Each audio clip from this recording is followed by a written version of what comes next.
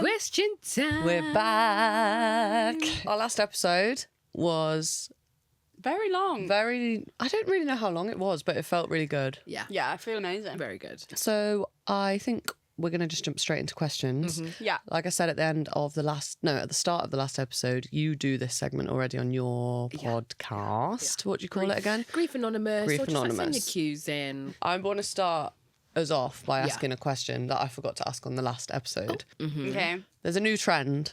Oh, It might not be new, maybe it's old. By the time this podcast episode goes out, it's probably going to be 10 years old. But it's like a trend where someone would put things that would send my low-maintenance boyfriend into a coma. Things that would send my type A bestie into a coma. And I usually just am quite desensitised, but at the moment, I am getting really fucking angry and triggered by people throwing around medical terms. This is it, because what sent my best friend into a coma was brain damage. Yeah, because heart attack. Yeah. So I was literally, before you even said, I was about to be like, yeah, what would send my mum into a heart attack? Coma? Yeah, fucking heart attack. Cardiac arrest. You want to know what actually sends someone into a coma? Yeah. Starvation of the brain. That's what does it. Yeah. Fucking hell. Yeah. This And is then they're sat there like, going to the supermarket without a list. It's like, shut the fuck up. I'm so done with the internet. And Yeah. just fucking trends after trend after trend. I can't do it. That's why, like, when I'm sat there like 10 minutes talking to the camera, being like, I'm never going to be like, and here's the hook. Yeah, but that's fine. But, like, does it make you angry when people throw around, like, use these I kind just of think we're words just for so trends? fucking numb on the internet and just like anything for a viral moment or just to be on a trend of being of like, you understand digital footprint, right? Yeah. Like, of understanding that, okay, cool, yeah, in 20 years' time when it's not a thing about being perceived, but being just like, could you imagine the mortified? Like, I always think of like with trends and things, of being of like, if someone actually came into me in the street and being of like, explain this to me, and being of like, oh yeah, what would send something into a coma? I'd be so mortified. Like, Yeah. just so embarrassing To say that. Yeah. Yeah, I think I'm hypersensitive at the moment because I know when I'm becoming hypersensitive because, like, I can't choose what to watch on telly because I'm tracking every trigger, like, everything. I've turned off so many things halfway through when they give me a tiny sprinkling of something that I don't want. Like, at the moment, I'm hypersensitive. Sometimes I'll be able to swipe through past those sort of stupid trends, but at the moment, I'm just... Pissing you off. Getting on your skin. And people using it as jokes as well. Like, I've heard it so often now, like... saying a medical term like, oh, don't, you know, as a joke. And I'm really like not having it anymore. If we've learnt to stop saying like, oh, I'm gonna, Yeah. oh, I want to, we're not doing that anymore. Like being like, oh my God, I'm so shocked, I'm gonna have a heart attack. Like, Yeah, no, do you know what? like, So weird. Like, no, you're not. There's not many things that would maybe like triggered maybe too far of a word for me, but like when I was like, oh, that give me a heart attack. Like it would make me so aware. I'd be like, oh, they need to give me a heart attack of that. And I was like, I wouldn't be like, I'm not pissed at someone for saying it, but it just made me go like, just catches my ear in the moment, just being like, oh, okay. Yeah. But that one's such a... I think that phrase is still so... Yeah, it's everywhere. Normally, like, everyone uses that. Yeah. Which doesn't make it okay, but that must be hard to hear it so often. It's just, it's like, it's not something that's like set me into being like, oh, I'm really triggered and thinking my mum having a heart attack, but it just makes me, I could be completely not dialed into the conversation, but it just makes me sit up. It makes me go, and just hearing the heart attack, just hearing that, just go, oh, yeah, okay. It's just that word, isn't it? Yeah. It's any word that's like medically in that I think sphere. for me, it almost, at the moment, I think if I was having a bad day, I'd just go off and I'd be like the rage and I'd just take it all on them. But I think at the moment, for me, it's kind of like what we talked about last time, which is like, I'm just on a high horse, which is like, well, if you're going to joke about that, like one day it might actually happen to you and then you won't be laughing anymore. True. That's all. That's the only way it makes me feel. And I'm just like, you will learn one day that isn't funny. I just always think, I've do you know what? In all my life, I've never actually trolled someone or never like left a hate comment. But similarly, I just look past, I just think, that's your digital footprint. Yeah, I know, you're That's doing it to yourself. That's your digital footprint. Like, that's it. Of just like, all for what? A trending moment. Okay. And like the way that trends are in our day and age now, Fleeting just anyway, like it how doesn't in mean literally the next anything. week it's nothing. I've been of like, just actually thinking about what we're putting out onto the internet. And especially from like people with platforms as well, of like, you know, with our work and stuff and our platforms, of knowing that like, our communities enjoy us for what we do and how we perceive ourselves and show up online, but like having a understanding of that what we say carries weight, but that people don't, whether they have a platform or not, just been of like, oh, that can just go into the ether, and just sort of it's just this radical individualism of just people being like, oh well, it's my profile and whatever, and just I'm just so self-centered. Yeah, there's and just no community anymore. There's no community. No one wants to be a villager. No one gives a fuck. No one cares about what someone else feels. This and that. Well, I quite like our village. That Me too. I love That's our why village. we love our village so much. I want to live in our village. Shall we help our village? Let's help our speaking village. of the Question village, time. Do you want to pick first, Amy? Okay, so for people listening, we put a call out, a submission on our Instagram stories. Oh, yeah. So if you didn't get it in this time, then there will be another time that you can get it in. But just look out on our Instagrams, because we do them quite often. And if there is anything that you want us to talk about, just send them as a DM. Definitely. Because we can't always get back to them, because I wish that I had more hours in the day. But I do try and read most of them, and Everyone's got the same love y'all. 24 hours. How to not feel guilty when you have to tell someone your mum's dead, lol. Don't. This is your best advice when you said last time. Feeling guilty? Don't. Yeah. They don't feel guilty making you feel uncomfortable, do they? Yeah, or so how to not feel guilty when telling someone your mum has died. So bringing it up into a conversation, bringing the room down. Yeah. What are you guilty for? Ask that that's massive. question. Did you kill her? What are you guilty for? Sorry, that's not no, fair. it's Come true. on. What are you guilty for? Yeah. Listen back to part 1. That will make sense. Yeah. Then you should kill the mum. The mum. The mum. The mother. That question is so much more of dialing it back of why is guilt in the room of telling someone else about your mum, in terms of that's someone else's, that's that other person's problem. Yeah. If The way they it's not receive your it. role to make a fact, this is a factual thing that's happened, your mum has died. Yeah, and happened to you. And happened to you. Yeah. Someone else's, kind of, or making it palatable for someone else is actually none of your business. Yeah. Yeah. It's actually none of your business and none of your concern. Yeah. And to feel guilty. And if I'm getting it from the sense of like, you don't want to make someone quote feel uncomfortable or kind of be entertained of kind of be like, right, okay, I'm going to share this with someone, and whoever this person is, who they want to share it with. But in terms of, that's not your guilt to hold. No. Guilt and shame could be two very different things, and they can be confused with the other. They feel the same. And it's actually more of maybe you're feeling ashamed, being like ashamed of telling someone, and they're two very different things to work through, and when they kind of enter in your mind and in your body.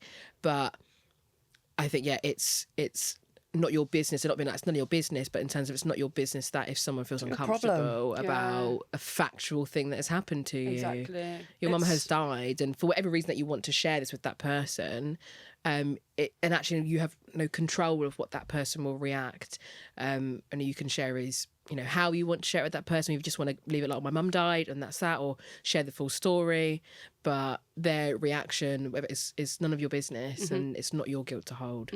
How are you going to go through the worst thing in the world and then just like make us like to feel guilty about it, talking about it? Like, what else have we got then?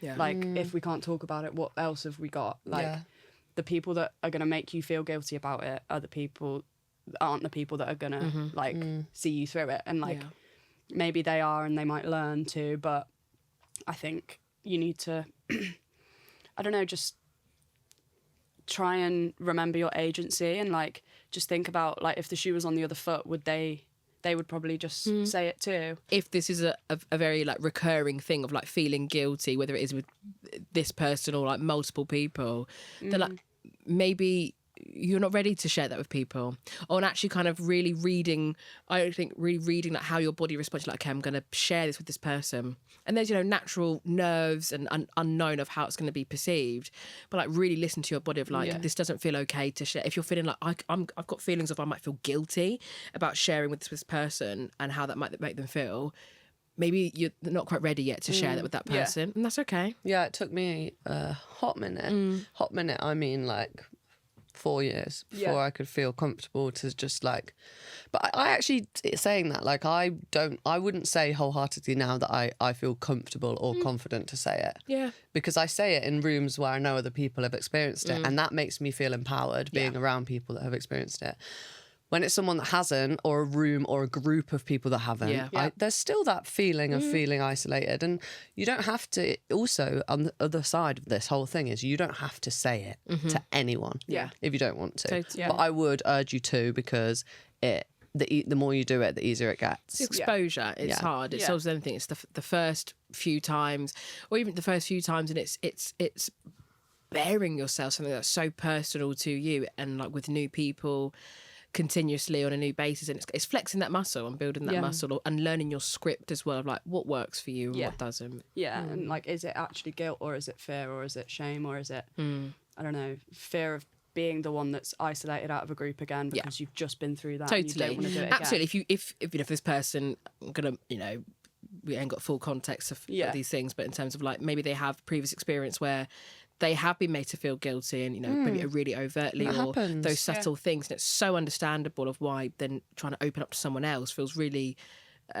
scary and can feel like offensive of what that response might be. Yeah. I think as grieving people, we are so desperate to fit in again. Like, after you go through loss, or like in my experience, I just wanted to be normal again. Yeah. I just wanted to fit into a room, and then you're so say now you're in a room and you're fitting into that room, and then something comes up and you have to just isolate yourself again. And that's really hard. But like, try and note whether that's a fear of that, a fear of isolation, or is it guilt. Like, they're different things. Exactly. It feels uncomfortable because it is fucking uncomfortable. That's the part. It's never going to be easy. part. It's just unnatural. How can I be of more support for my mum who lost her husband, my dad, when she doesn't talk about it? Ooh, Wow. Hard. I hate this a lot. Because were your parents together? No, they were separated. Ours were too. Yeah, I think that's very different. very. It is, isn't and it? so like when I'm with people in the community, working with them, and just whatever, it's like, for me, it's an experience that like I can't wholeheartedly speak to. Same. But I've seen my dad grieve for my mum and kind of feel his own guilt and things and whatnot, and supporting him in different ways in that way. When I meet anyone with this kind of experience, with their parents were still together, I really just try to invite them. So hard. It's just so difficult of not only it's such a mirror for you both of, but there is such an absence in your life, in your family dynamic, but knowing that you're both, of course, missing them and grieving for them, but totally differently, and the acceptance of that they have lost their partner and you have lost a parent, and there'll be parts along the way and the journey. I hate that fucking journey word, but it is, the journey where you will bob along together, and there'll be a part where you actually have to go like, I need to explore what it's like to lose a parent, and you need to find support of what it's like to lose a partner. And there will be, they have lost a life partner and you've lost a parent. They are two totally different things. Yeah. And it's so much hard as well when, if, particularly the parent is maybe doing it completely, everyone in the family dynamic will do things differently. And it's so hard because you're like, we've lost this person.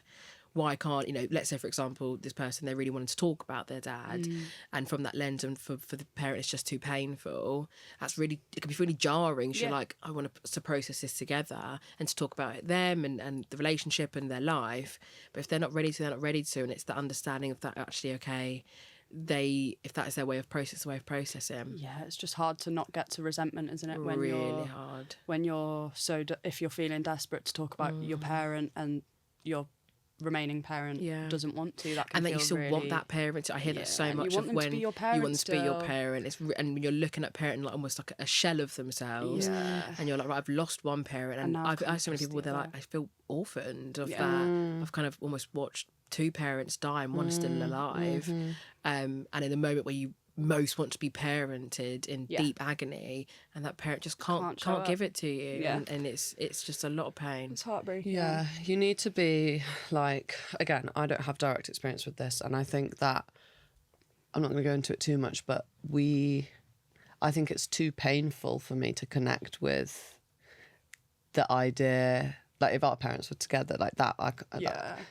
I don't really talk to my dad. They were separated, but I don't talk to him about his grief of her. I do. You do, but I don't do. I don't open up to like any of our family members in the way you do. I just have a bit of more of a wall up.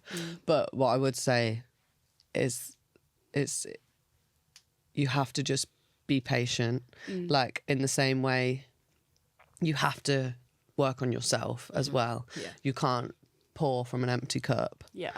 You can't be You have to lead like, by example. Yeah. It's the shit part in grief of sometimes that, like, for this person, like, okay, if the parents maybe not wanting to, or also understanding as well that your way of processing might not be theirs. Exactly. They might not be ready yet. And all that actually, let's say, like, for this person, again, of a wider context and speculating, that maybe the child is wanting for them, the parent, to open up more with them about their grief and stuff, and that actually maybe for the parent, you can only imagine being a parent of kind of like, right, what is the line here of talking with my child about this great pain of losing my partner, and also they're not trying to scare them and to frighten them, or for some parents where I hear so many stories where the parents don't hold back and the child is of like, that's I am also, now the emotional support and that's too. not okay. And it's hard, and it's there's a balance of it that sometimes it Yeah. will be the child will be the parent and the parent will come back into of that. But back to what I was saying about leading by example of that, if it's, you know, let's say for example the parent is, you know, maybe seeing that talking about it is maybe something they want to do but they just don't know how to, or kind of needing that confidence, is that you can't just kind of say to someone like, just speak, just do, or this and that, like kind of leading by example and kind of showing that it's okay to step outside of your family dynamic and be like, okay, like, I'm going to find support and meet other people who've lost their parents, and showing the way and being able to show that like it's accessible. Yeah. And that like, look what it can do Really for good me, and you know, kind of giving the parent that confidence, and then just back to of the acceptance of that people do it differently. Yeah. And it's okay. It really, yeah. I feel like it is, in terms of practical advice, like, I don't know if this person's at a stage of even talking to their parent about it. They might already be, but if it's like you don't know how to even bring it up, I kind of think like allocated time might be a good idea. So the thing that first came to mind for me was being like, do you want to go for a walk on Saturday and talk about dad? Or Yeah. I can't remember which parent, like, but Yeah. maybe that, or maybe like, if it's their birthday, an anniversary or something, maybe you could allocate some time just to make it clear that you want to help, Yeah. and that you're all ears and you're here, and maybe that will help, you know, a conversation. Or even like a consideration of a conversation. Yeah. For them to even be like, maybe, Yeah. And It's or great. letting them know that I really want to talk about them. but at your time. Yeah. I think it's hard because I've only now gotten to a point where I am talking to dad about mum, and I'm 8 years in. So, and it's also hard because they went together. So it's Is different. it kind of easier? Well, to talk about. Yeah. Yeah. Yeah. But I talk about her as if she's mine to him, and he talks about her as if she's his. So it's a bit different. But that's interesting because I think that's true, though. The It is parts true. he has of her were his, Yeah. and the parts you have of her were That's the hers. part that yours. she was your mum Yeah. and that was his partner. Yeah. But it's like, I always remember. There's like a bit of distance in it. It's not as it's not as emotional. It is emotional, but it's just a bit of space Bit of between. space. you. But we also want a unit, a That's, family. yeah, we weren't a family unit, but I always remember what we said last time about it's their first time too. And I've always I was born with the idea that like parents are on a pedestal and they know everything because they're parents. And the same with like teachers and just like people Yeah. are born with knowledge because they're parents and you that's just their role. look at adults. That's You just go, yeah, like, you I've gotta just they figure know it out. everything. Yeah. So I also, before I bring her up to him, I also remind myself I might get triggered in this. He might say something that's really horrible, and It's very true. that might be too close, but I'm willing to do that. Yeah. For us to have that conversation. Like there's things that I've opened up a conversation and he said something and I've been like, oh my God, that's painful to hear. But it's his first time on the planet and it's my first time on the planet. And we're both going through grief and it's completely separate, but it's all connected with the same person. And it's just a reminder that both of you are in so much pain because there's a shared love there. Like if anything, you have both got that love for that person in common, and that's where you can kind of start, I think. Yeah. For sure. I was just going to add to that, just take your time with it and just little by little. Yeah. It's just a small bit because you can't step into the role of being their only support network. They need to be finding other things, but also you can kind of take them out of the at the same time, you can't take them away. You can't be their only support. But you can also step into the role of a friend in those things and reach out with that kind of thing instead. How you would help a friend, and how you would help a friend takes away the parent-child dynamic. It's more like practical in the way that's like, I know what's good for someone, and that's spending time with friends, going for a walk, doing this, doing that, and kind of you can help by doing little things like that. It doesn't have to be this huge, big thing. Because there's also some days where you'll want to talk and they won't, and they'll want to talk and you won't. And it's like, if you're ready to talk and they're not, maybe it's time to talk to other people and then just wait for them to be ready. And then one day that conversation might be shared. But for now, if you can find solace in your friends and they're not ready to talk, then that seems good enough for now. Yeah, good starting block. Yeah. Agreed. Some really good questions. I'm stuck on what to choose. I'm going to go for how to deal with a close friend who just hasn't stepped up like others, brackets, in a group dynamic. Been there, sis. Been there, girl. Been there, brother. But again, it's almost reminded me of what in our first part that we were talking about of like... You're not born with the knowledge, are you? Yeah, do you know what it is? It's so much easier to just be like, they're a bitch, they're this, they're that. And that's also valid to think and feel at that totally. point. There's like, again, there's multiple truths have been of like someone can be truly terrible and really disappointing and be really heartbreaking that you think, oh God, where are you? Where are you? And when it's so, there's some people in your lives where you think like, it's sad but kind of expected it. Maybe in other hardships in your life before a loss, you thought like, yeah, they've maybe not stepped up, or just like kind of their character as general, maybe not as, I don't know, empathetic or maybe open to sharing emotion. So you kind of like, maybe expected it from that one. And when it's someone who, let's say this person, they're both thinking, oh my God, it's just completely blindsided them and like, I didn't expect that at all. It's, the holding of both. God, that's really sad. And holding a grief, that's a secondary loss when you're like, oh my God, someone like, when you go through a death and, someone dying involuntarily, and then when you're kind of like going through another death of a friend, you're like, but we have choice in this. Like, we can choose to be better. And when it's not, it's really sad. And again, of holding I feel like the holding part of it's people's first experience and giving that grace, it does come with time. Yeah. And it's everything coming with time, and everything time's a healer. It's not time is a teacher, I always say. It's a teacher. Not a healer. It teaches you things. And for us to be able to sit here and be like, oh yeah, it's all our first time on planet Earth. That comes with time. Yeah, I didn't think that. Of course till not. a couple of months ago. Literally, like it takes time, and it takes a lot of inward reflection and outward reflection too.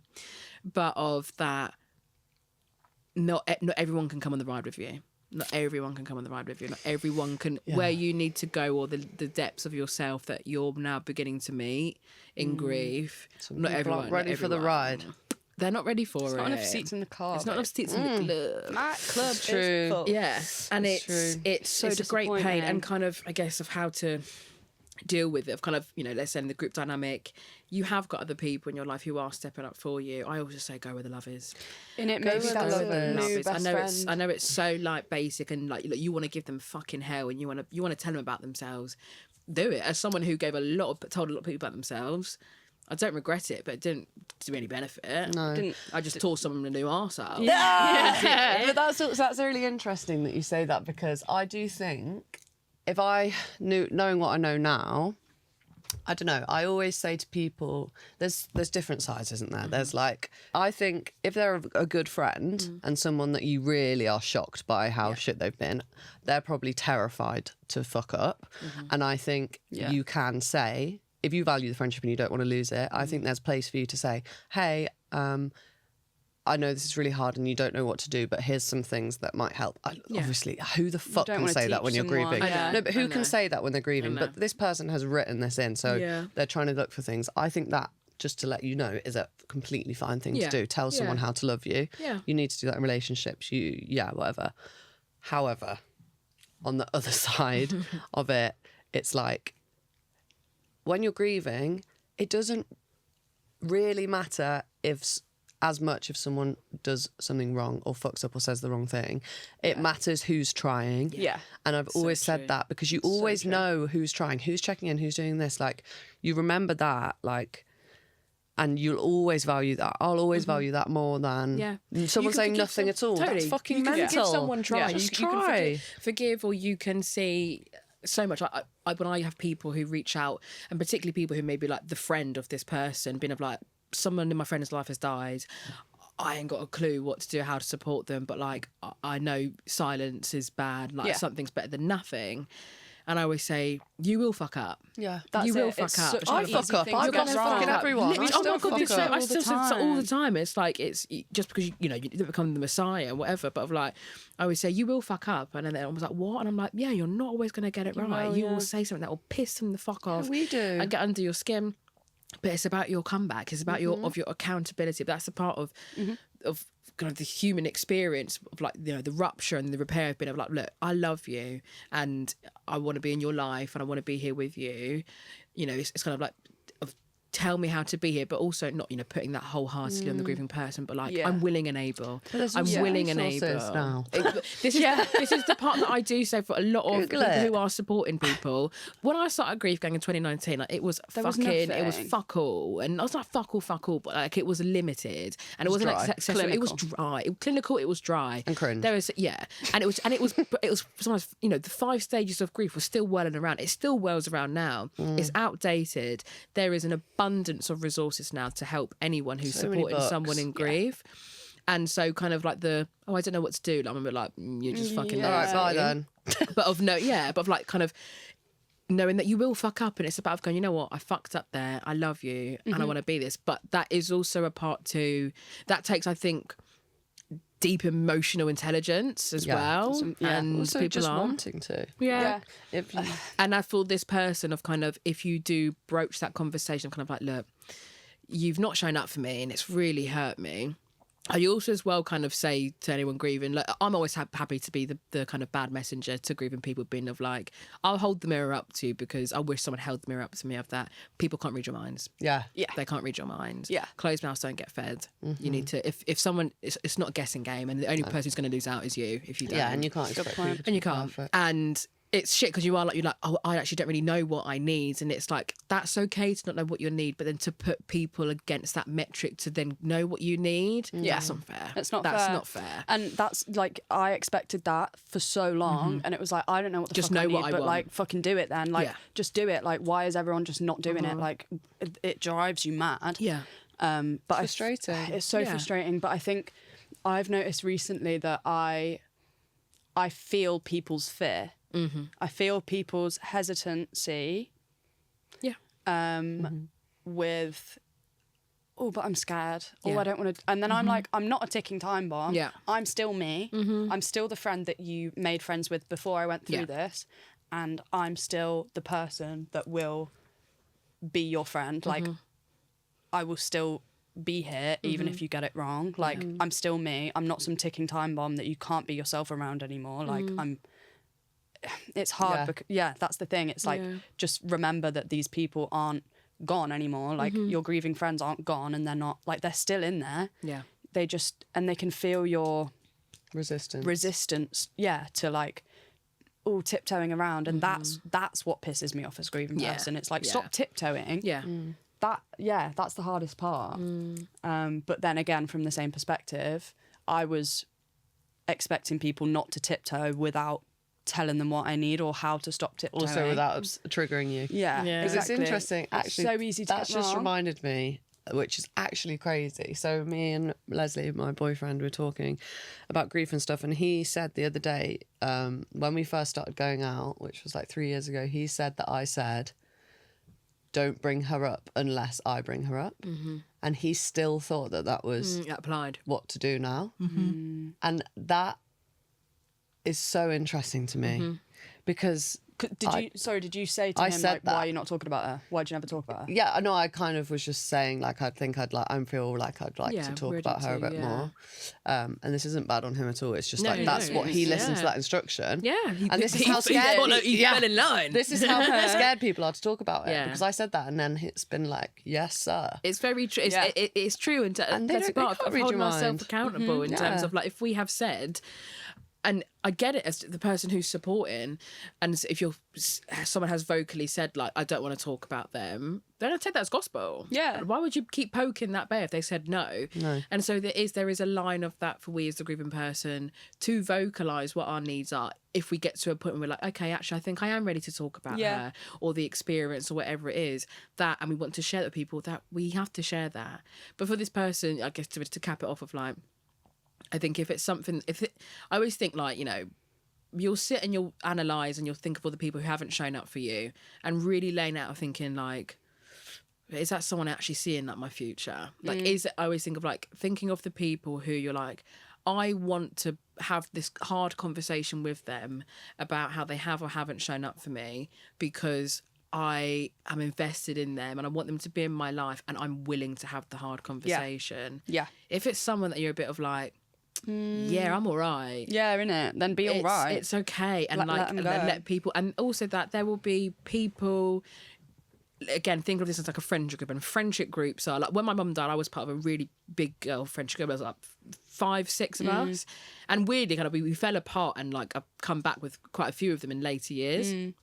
Their parents started dying as well. So, Interesting. Yeah, it wasn't off the back of that, but kind of we were able to kind of be like hey, okay, me again. Yeah, me again. I was like, I've been sat here for a long time. I've been waiting for this one. And kind of realising that, yeah, some people just can't come with you, and that also that not all of your grief needs will be met by every single person. Yeah. And that's not that still that then that person, perhaps his friend, can't be a quote good friend to you, but just not in some remit of your life. You'll have mates who you'll sit and have the big cries and go deep with. You'll have the go out mates who you get absolutely fucked off your tits because you need that. Yeah. You'll have the friends who can hold whatever it is for you, and it's okay to rejig and recategorize people. And it's painful if, like, say that friend was a really close one, you're like, oh shit, actually I can't talk to them how I thought I would, and they've kind of maybe gone down a tier. That's okay. There can still be someone in your life, but just maybe not that emotional person. For right now. It's like yet. I always think it was like not yet.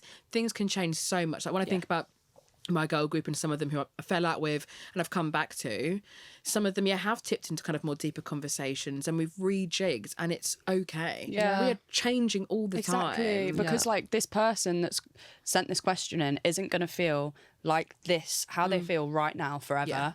So like, say you feel like this for the next 2 years, maybe when in 3 years, if you want something else, you can go back to that person and be like, this is your time to step up because this is what you're good at. Like maybe you just need a laugh or... Yeah. But what I want to finish with is like, maybe people can't fix what's happened to you. Yeah. And I know you're probably so desperate for a solution and for someone to just make you feel better. Yeah. Probably isn't going to be that easy. And the person that you're probably missing is probably you or the person you've lost. Like, I spent so long looking for mum in the version everyone. of you with those friends. Yeah. And stuff. Yeah. I was like, oh my God, now I feel so desperate to be parented and be looked after. So now I'm like putting that on my friends and my girlfriends and my blah, blah, blah, blah. And it's like, and my teachers and my managers. And I'm like, I call in sick to work and she's like, why are you not here? And I'm like, what do you mean you're not telling me that it's fine and that I should just be fine and it's fine and I'm going to give you a hug? Yeah. Like, I start looking for her and everything. So it's like... Just remind me of, when you're like, and you call the teacher mum. Yeah, that. I'm literally looking at everyone like, Mama! And you're like, Mama! Or basically what you're looking for. When I sat in therapy and she was like, what are you here for? And I went, Mummy? Mummy? You're gross. Like, no. Hell no. Oh, hell no.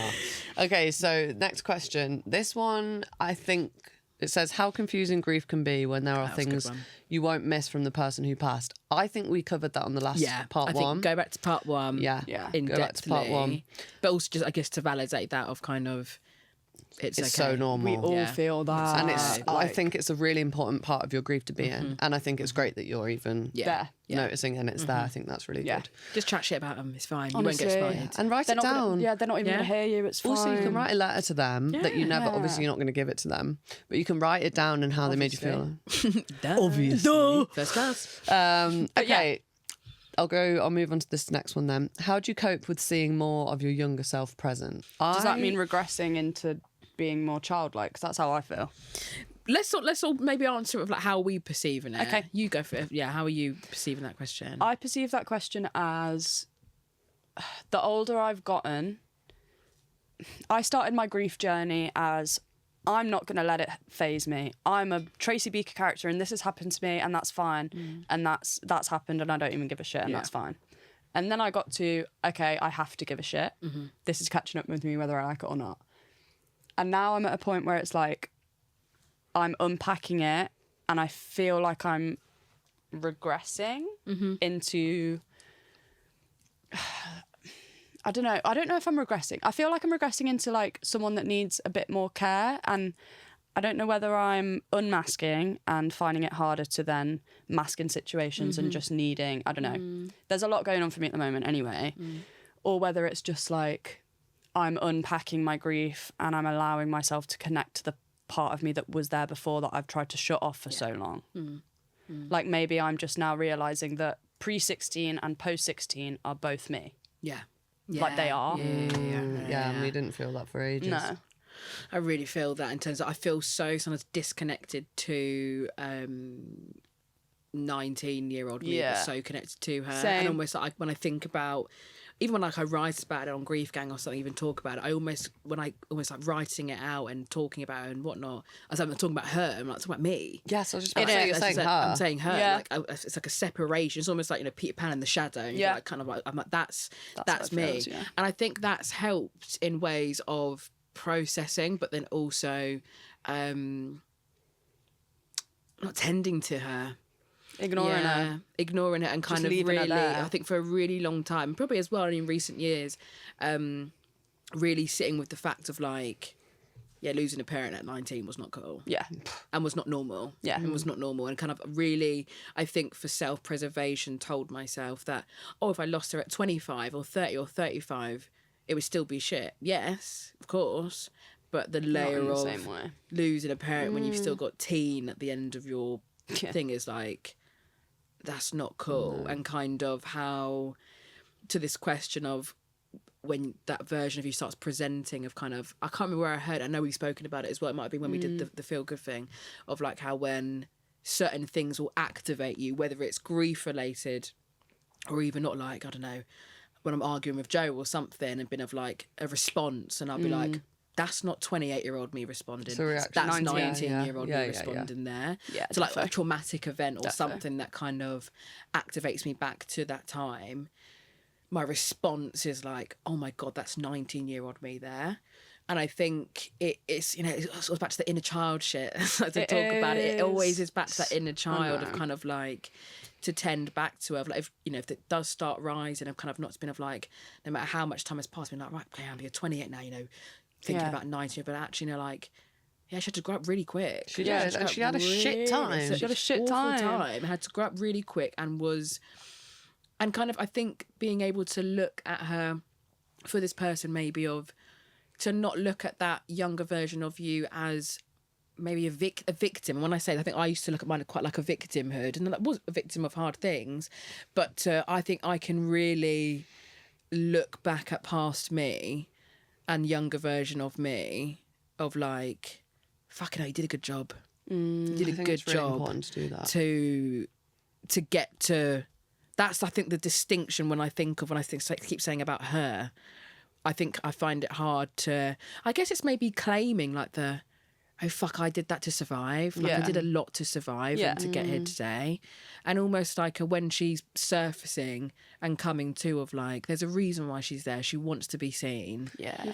She's showing up here. Yeah, and if we're gonna honour our inner child in the ways that's like protect her, then it's also like you have to honour your inner child when she comes out in ways that you don't really want her to you as can't well. deny Like her. you can't just, because she's there and she's like, my therapist always says, like, if you're reacting, like your adult self knows that it's not a logical decision, or like the way that I shout, or like the way that I can not regulate my emotions properly, and it's like my adult self knows that that's inappropriate and not me and not my personality, but my child self hasn't healed from that yet. So that's why she's still there. Yeah. If Why she she's was coming healed, out, she wouldn't be coming out like that. Like, because I've denied her of that for so long and I've just been like, nah, she's fine. Let's just pretend. Yeah. Obviously, like... Yeah.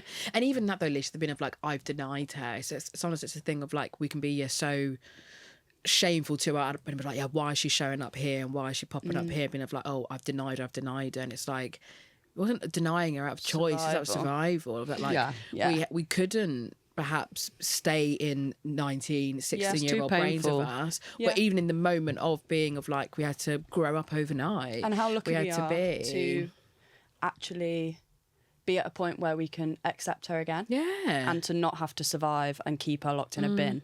Like, It's now so she can just true. come out, and how lucky we are that You have to... You can't... If we sat here talking about, you know, being compassionate, we have to be... Can't just be compassionate to yourselves now. You have to extend that compassion to past you. And especially the person that you were, like... You just missed that person that you were before you're grief. grieving for her. You're grieving for your person you've lost, and you're grieving for past you as well. Yeah. And you have to remember that it is all you. Every part, every era. The bad eras, the good eras, it's all you. And I think it's really important to just connect with especially the inner child. Yeah. Because that inner child was actually once a real child. Yeah, and totally.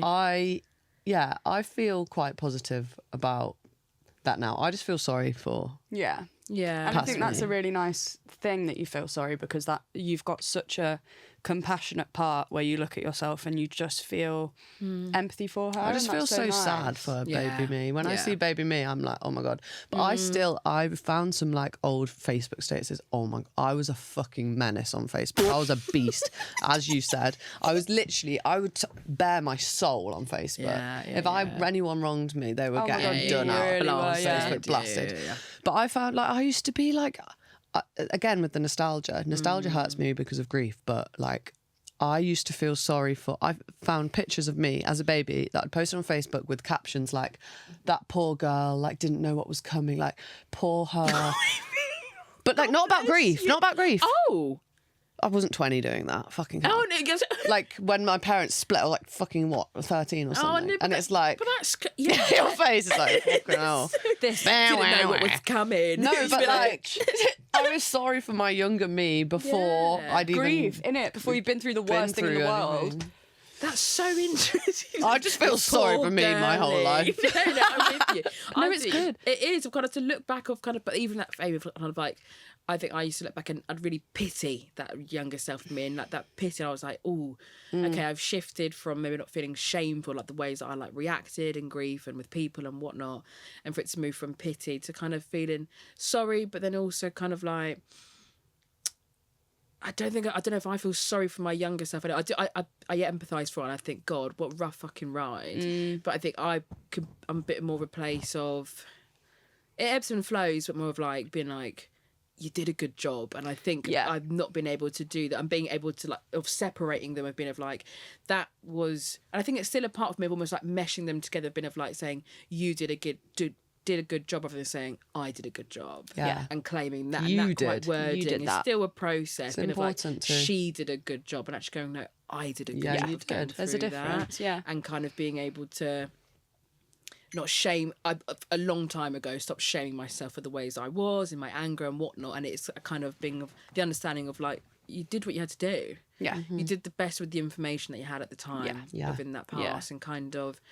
A lot of people that I meet and staff again of like when that inner child and starts presenting have been of like when we're no longer in survival, we're actually maybe in a place of stability, that we can actually return to her and being of like, what are maybe all the things that you wanted to do or be or experience that that version of you wasn't able to do because you were in survival. Like people, I know people who are like maybe in their now 40s who have lost a parent really young or a loved one really young, and they're like, you know what, I'm going to travel because I was never quite able to. Fuck it. Yeah, it is pressing the fuck it button. And for some people, it's a real extremity, and they're like divorcing people and whatever, being like, fuck it, fine. But being of like, you know what, I wasn't able to maybe, do you know what, to go to a load of gigs because I had to maybe look after my siblings after my mum died.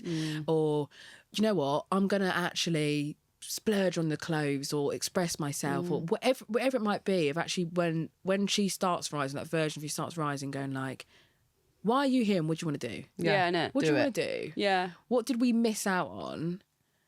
And then as well, throwing in this fact as well, like COVID years as well too, like, and just, there's reasons why she's coming back. Yeah. Yeah. It's Find the interesting that you've reasons. got like such a compassionate perspective about your younger self, because like I'm trying to develop it at the moment where it's like looking after myself and allowing myself to feel that I deserve to be looked after, because there's part of me that's like waiting for her to come back and look after me, and like I now need to accept that that's not going to happen, so I have to give it to myself. But then there's like times where I lose control and the shouting teenager comes out again, and I'm just like, I'm trying to not be ashamed when it happens, because that's not going to stop it happening.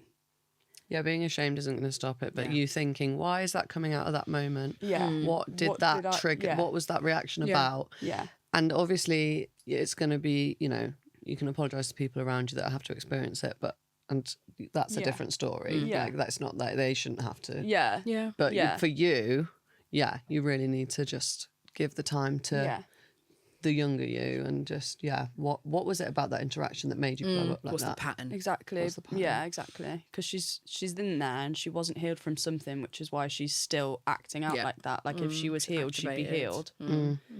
Yeah, I think we should change the language. For sure. I keep saying she, yeah, all she, of us she. said she the whole time. Okay, any advice on dealing with the way grief stacks? Losing one person brings up all the others too. Yeah. I don't feel That. I don't feel one thing ever. If I'm sad and someone's like, what's wrong? What do you fucking mean what's wrong? There's every single thing that could possibly happen. If I I don't know, cry about anything stupid or small or nothing to do with grief, I can guarantee you that I'm not just crying about that.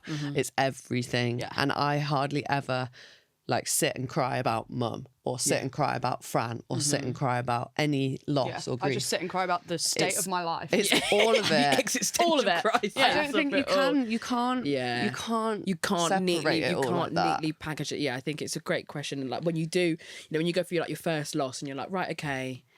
I mean, I always was like, I knew that other people would die in my life, but kind of thought in a weird way that I'd almost have this insurance policy that for a really long time that I wouldn't have another death. You've had it Done it. now. I've had it. I've had my fair share now. Like, you fucking took me, mum. You went for the gold star. yeah. All right. Yeah. Before I turned 20. You win. Okay.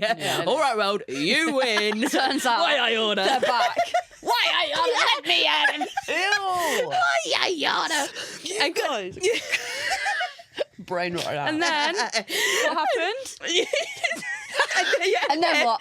And then what happened, remember? And then I met a really lovely friend who helped me move through that grief. Yes! And then she died. Womp, womp, womp.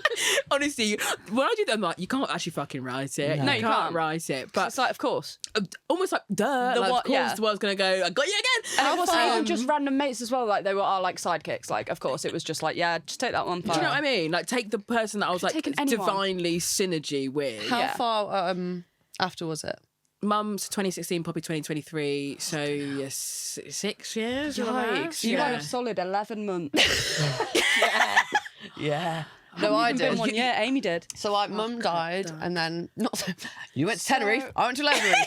Yeah, at least you had that long. No. But it's interesting because we've all had such a exact same thing. Yeah, And so the jump from the mum to the friend as well. Two like- separate things, Yeah. completely different things. And then yours expecting was them to feel the same. The year. They No, we had a year off. Did we? Fran died. We had a year off. Then Eliza. Oh, no died. funerals that don't. year. No, Fran died 2018, Eliza died 2022. There was a couple. 2 years. 3. I can't count. The thing is, it also feels Mess. like one day, doesn't it? So Totally. One Totally. short day. Are you a wicked head? Maybe. Defying gravity. Apparently, whilst Have we're you on listened to Feel Wicked. Good? Wow, that song. have you guys seen that they're in a semi-demi number? Saw that literally. As a not gay person, real. doesn't make sense. Well, I thought It's not real. I do you mean saw it's it, not and real? the comments like, this isn't real. It's And fake news, isn't it? I know, but I've heard it through the grapevine a bit. What, Ariana told you? Yeah, she texted me. Yeah, she Yeah. Guys, And Anyway, sorry, sorry. yeah. can I just say Sorry one thing about about grief. Wicked? Someone messaged me on the podcast page saying it hurt. So I don't know if it's about grief. I don't know what it is about, but It hurt. trigger warning. Yeah, Oh, they did. Wicked. Everything. Yeah. Oh yeah, hurts. it's second one. It's fucking. Oh, you've seen it? Yeah, it's I've on not last seen Friday. it. I watched The Last of Us. You fucking The weirdo Last of for that. Us, the series, the It's like TV the saddest series ever. The what? Oh, the zombies. Yeah, yeah. Do you know what? I was halfway through the second series and I stopped after. Yeah, it good. Getting a bit scary. Good. Getting a bit scary. Because it almost got very scary. Got a bit scary. It got quite scary. Watching someone go through trauma. Yeah, that, and That's it was the like, it worst was like for it's a me. lot. It's But like, yeah, oh. anyone going to see Wicked feel good if you've had a friend die. Oh, actually, it's for the grievers. Oh, it is. Really? Is it about a dead Seriously? friend? It's not well like a parting. Don't tell me any. Watch it. Hurry up and watch it. Really? It's and the I don't song. want to watch it now. No, watch it. The song "For Good." I don't From a watch- grieving perspective, But I'm going to say sick. from the perspective, it is like from a grieving perspective, but it is, I think, for the friends who have lost friends. No, thank you, no word mate. of a I will lie. not It's be the watching worst I song saw I've it in ever heard. theatre back in. I ain't watching in a that. painful way. Yeah, no. Everything you think of, like when you make a friend and you have that friend, and when I listened to it, I was like, oh my god, of like. You choose your friends. You choose. I like you like me. Let's be friends. Let's commit to Yeah, each innit? other. Family's and we're in different. that. We're in that. Family. You're born into it. Yeah. You're locked in, if you like it or not. With a friend, you choose them, and you're changed by them, and for what you go through and whatnot, and you do. And this song, honestly, it is. You listen to it and you think, oh my god, that's everything. I wish I could taste them. If I listened to that song, I would shit No, myself. honestly, My nervous system. I ain't listening The to that. pounding headache. No, but do it.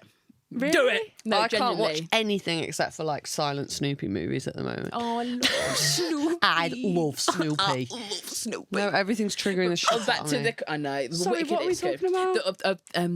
Oh, the grief. The stacking of it of that. Yes. Yeah, it's when you've got cumulative loss. They are. You think, right, okay, my mum's died, my friend's died, whoever's died, whatever, and you think, right, I can, whatever. Whatever. You can neatly package them all into one by one and be like, okay, on Tuesday I'm going to grieve for my mum, and Wednesday I'm going to grieve for Poppy, and this and that. It don't work like that. work I like can't that. think of my mum without thinking of Poppy because Yeah. Poppy was so part of my processing of my mum. That aside, either on not in terms of when you start opening up that Pandora's box of being like, yeah, as you're saying, like the pain of it all of my life and the people that I've loved and I've lost, and that is so overwhelming. Mm-hmm. And I guess kind of helping the person of what it is of like allowing of I guess eradicating the idea of that, like, okay, I just want to grieve for my mum here, or I want to grieve for this person, whoever, that like that might not be the case. And that there is also, I know as well, when you've got like multiple losses, and like I know for me that when Poppy died, my mum hit backstage. Yeah. She went backstage. I'm not even joking, about Yeah, a good yeah, year and a yeah, half. yeah, I probably same. I'd say only beginning of this year, from about Mother's Day, Mum came back into centre stage. No joke. Like, of course, thinking about it and stuff, but my grief for her to the side, I was like, this pain for Poppy is so large. Yeah. I couldn't, even if I tried to, like, I couldn't even squeeze her in. It was so big. And I felt that guilt of like, oh my God, I'm not making time for my mum, even in my own thoughts, in my own rituals, in my practices, whatever. Yeah, I felt that. And being of like, and I very early was like, you have to let that go, Amber.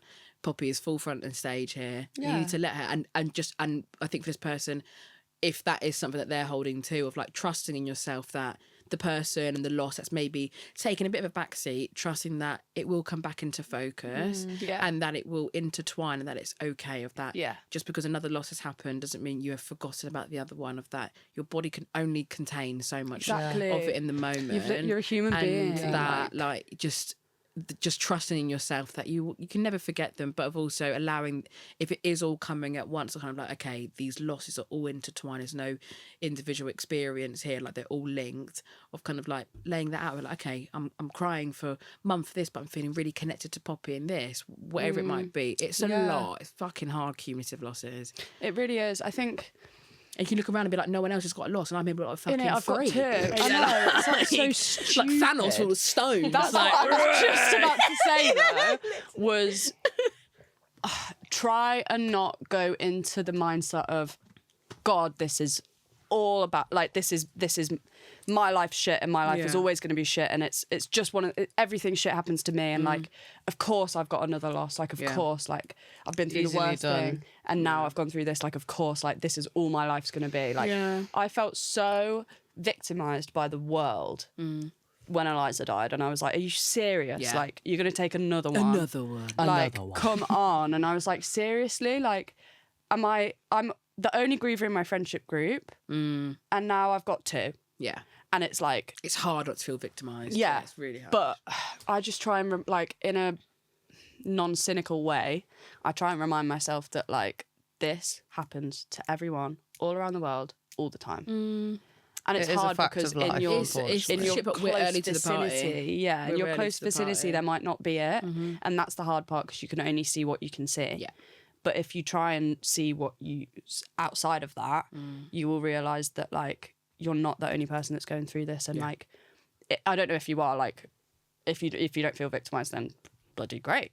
But if you do, just try and remind yourself that like this isn't all your life is, and this isn't all you deserve, and this isn't how it's gonna be. Yeah. Like it's Yeah, but on the same side as that as well, like I feel like I'm actually, it sounds weird, I'm not trying to feel more of a victim, but I feel like I'm not ever really done You this, but I feel like at this point in my grief, I have to be like, yeah.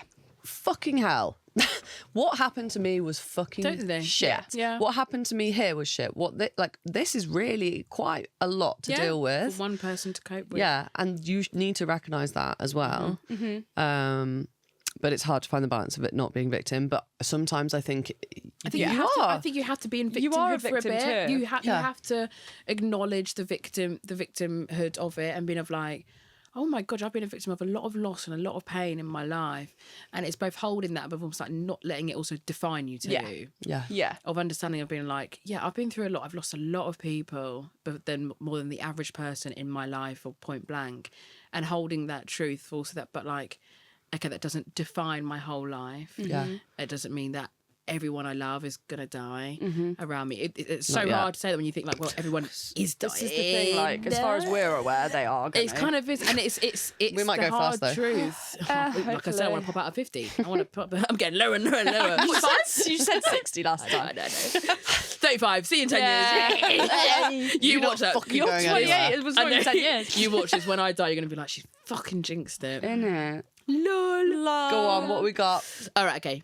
this our Last last one. Let's one? do last Yeah. one. Okay. Thanks everyone for your questions. Yeah, amazing. love it. Should we go for this one? Because this could be just interesting where we land.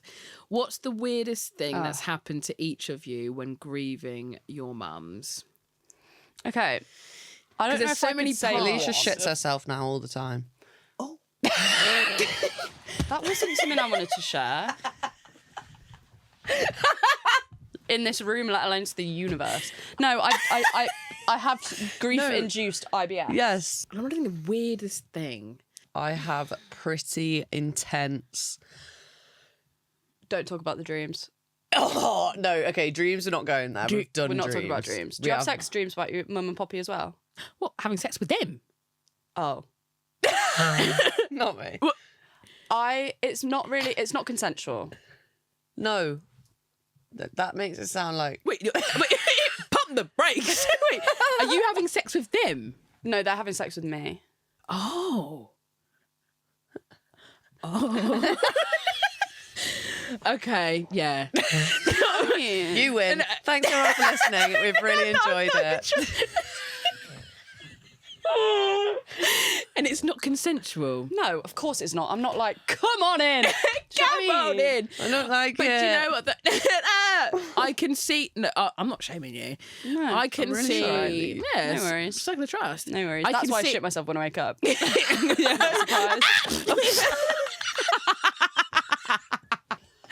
I can see it from a stance of like taking sex aside, like it's connection. And if you're connotating, no, I'm gonna meet you. I'm gonna meet you in the middle here. In terms of if it's like, look, I'm no therapist, you know, I'm just spitballing here. In terms of it's like, if in our conscious mind, I'm trying to think of that. no, exactly. But if our conscious mind, like, we connotate, you know, one of the biggest connections we have as humans is having sex. So you're It's telling having me that sex. I should be grateful? No, I'm not saying that. A visit's a visit. Is what you're saying. That was a visitation. I'm not taking representation to a new level. No, but in terms of like, it's kind of like whatever we're connotating connection with. Yeah. If that is sex, a cuddle, or whatever, that will probably translate into. Really, I can ideally see like how a you cuddle. got there. Yeah, me too. It's But maybe we unfortunate, should isn't it? bring that to It the was next just one therapy session. time. Yeah. When I'm thinking about weirdest thing, That's like, not very I weird. That's don't- disturbing. Like, let's be more funny. Girls, That can be please. funny. That's still, Please. I'm trying to think of weirdest. I've got like weird things of that, like people Go on then. have, but then like I'm saying, Spit it out, love. Come on, Please say something. In terms of, I'm thinking of almost like of the weird things that I was saying earlier have been like blocked out, like the trauma Innit? block, and have been of like almost kind of like they were so probably weird in the moment, but also of like I've blocked them out so much, been of just like they were by the by. I'd say weirdest things for me since grieving my mum. I don't know. I think I am just. I've thought of one, but I'm going to tell you. You off go. I'm air. gonna sit No, and I'm going think, to tell you 'cause off I'm air. It's off air. It's an off air job. What? You can't. I've tell it told off you. air. I've told you. You can't tell it off air. You can only speak about grief when the podcast lights are on. What is that's your rule? That's not my fucking rule. Amy's rule of the house. No. Alicia's like, hi, I'm feeling really griefy. I'm like, shut up. Camera. Save it for the podcast now. I'm really it's the weirdest. thing. I did binge watch Child Genius, and no one watches that, really, do they? And I don't really even give a fuck what the kids have got to say. Yeah, fuck them. Like, I was interested. That's not that weird, is it? I shouted at someone working for charity collecting money outside a bucket with a bucket once. Outside Wilco, I went, fuck off. What I'd was say the charity? I don't know, but I like mum had died like the day before. Fuck it, honestly. We didn't I have really enough don't money know to give her a weirdest funeral. thing. Like I feel like The I weirdest don't know. Sorry, thing. girls, ain't it weird though? Yeah, right, mate. Yeah, fucking right. I have a friend. This isn't weird. This is I love this story so much. And when she told me the story, I just knew that I'm going to be friends with this person forever. She said that because I just felt it. You know, when someone tells you a story and you just feel that so much. She said, I hope she won't mind me sharing this. I won't say who it is, but she found out some news that one of her friends had passed, and I think she was on a walk or something, and she got the call and she put her phone down and she walked out into like this forest or a park, and she just stared at this tree and went, ah! And like just screamed into this tree on her own, just screamed into the tree, and then just like turned around and just went back. Absolutely. Like, and I was just like, I Fucking love feel that. You're not allowed to do that because Leslie thinks that people around will think that she's in pain, so she has to go, hooray! Oh yeah. So one thing I love to do is if I'm on a walk. Here we go. This is one. If I'm on a walk, it feels so good to scream. It feels so good to scream. love a good scream. So instead of screaming, because people might think I'm in trouble, Yeah. I do just scream hooray, like at the top of my In the fucking most lungs. angry voice ever. Stop punching walls like, hooray! It feels so good. so good. I love that. No, and having a good scream underwater. Yeah, that is was just about to so say that. good. And in the Into a motorway, pillow. like really. pillow. Pillow, I feel like it's not because it's still stifling. It's still stifling it. Like I want to. Oh, you want it to be go, I ow. want to go. Ah! But great questions. What a Oh, fucking evening. I love being with you, Amber. I love this. I don't want this to end. We've got to do it again. We really need to. And hopefully, if we make a Patreon, then Alicia can afford to get the train instead of the coach. And get it faster. Yeah. Well, thanks everyone for listening. Thanks Very for coming. crimbo. Let's give everyone one piece of advice for Christmas. Just one. Short, snappy, practical advice. I think we should go with practical. Nothing whimsy. I want a piece of practical advice that's going to help them on the day. My practical day, advice is... Or the run-up. Don't... That's it. Just fair, it's Just solid. Generally, just don't do don't. anything that you don't want to do. Well, that's it. Just don't do anything you don't want to do. Yeah. If you are, mine is give yourself permission to do whatever the fuck you want to do. Yeah. If you want to lay under the covers all day, do that. If you want to be fucking elf on the shelf, be elf on the You shelf. like that today, don't you? I love elf on the shelf. You look like Elf on the Shelf when I was younger. If you want to be elf on the shelf, just the permission to honestly. What do you mean by that? Just She say it Elf as if on the that's the Shelf. thing that people say. elf on the shelf would be festive. Oh, I thought you meant like... Oh. Mischievous. Or to just be like, What do you mean? All right, she needs to go for a screening. That was very literal. if you want to be festive, be festive. If you don't want to be, I just always, and you know, whether that's an internal, you're worrying like, oh, okay, if I am festive, what's that mean about me? If I'm really sad, it's just and that being of like, look, damned if you do, damned if you don't. Innit? And just really of just like, It's just another day. people are always going to have something to say, whether you're worried about that outside perception. Do whatever the fuck you want to do. And I just say it is got the same 24 hours as any other day. It will go. All your Fuck bad days through a come hard to an day end. before. Yeah. I think what I was going to say is like, I always expect it to be easy. And then I'm really pissed off at myself when it's not. So I think don't gaslight yourself into thinking it's going to be easy because it's probably not. Yeah. And then if it turns out to be easy, great. You set Yeah. yourself up to have a good day. Don't set yourself up to, fail. to fail. Yeah. My advice would be fuck the pressure in the way that's like, there's so much pressure on Christmas Day. Yeah. There's so much pressure. Even for people who aren't grieving, the pressure for it to be good Oh, I hate it. is like enough to ruin everything. The pressure to like get good presents, the pressure to have a good hate buying food, the pressure to have fun makes it not fun. It's forced fun. Yeah. Yeah, it is. Forced fun. So I think if you actually just think about Have a thunk. have a think, Just have a think. Have a just be think. like, what is the like if I don't have a good day, one good day, what's wrong with that? Yeah, what's the It difference doesn't between having a bad matter. day in March and having a bad day on Christmas Yeah. Day? Like, Yeah, I just feel like if I'm not going to have fun, I'm like, oh, I've let myself down, I've let everyone Yeah, else down. innit? But it's like, just don't, there's no pressure to have the perfect fucking day. Yeah. Perfect Grimble. The perfect criminal. Perfect criminal don't exist.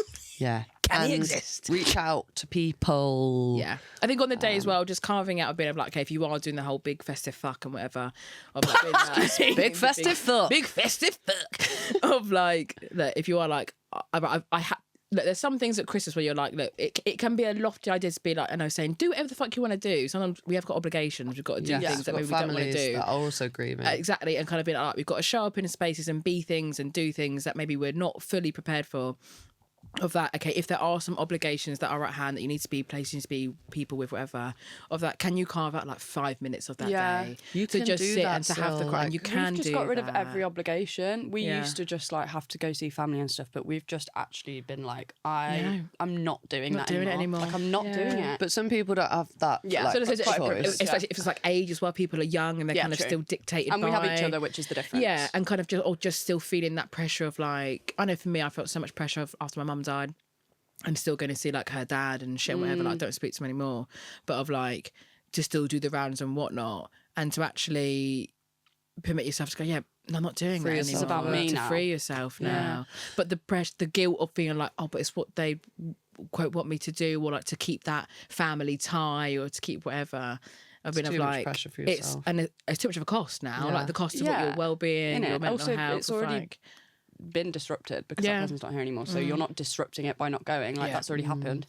If there is fuck stuff off and go to you- the Caribbean for Christmas. If there is been stuff you saying have to do, if there is stuff you have to do, and you can't get out of it, just know that you do actually fully have the strength to go through with it. Yeah. Though, if you And it have to will do end. it, and it will end, and it's just a few hours or whatever, and yeah, just it will end. See Tomorrow the will end. come. It's only a day. Let's finish on like a big crescendo. Away tomorrow, Alicia. tomorrow. Goodbye, everybody. Yeah, fuck that. Thank you for listening. Cut the cameras. Get her out of Love it. you. Bye. Love you.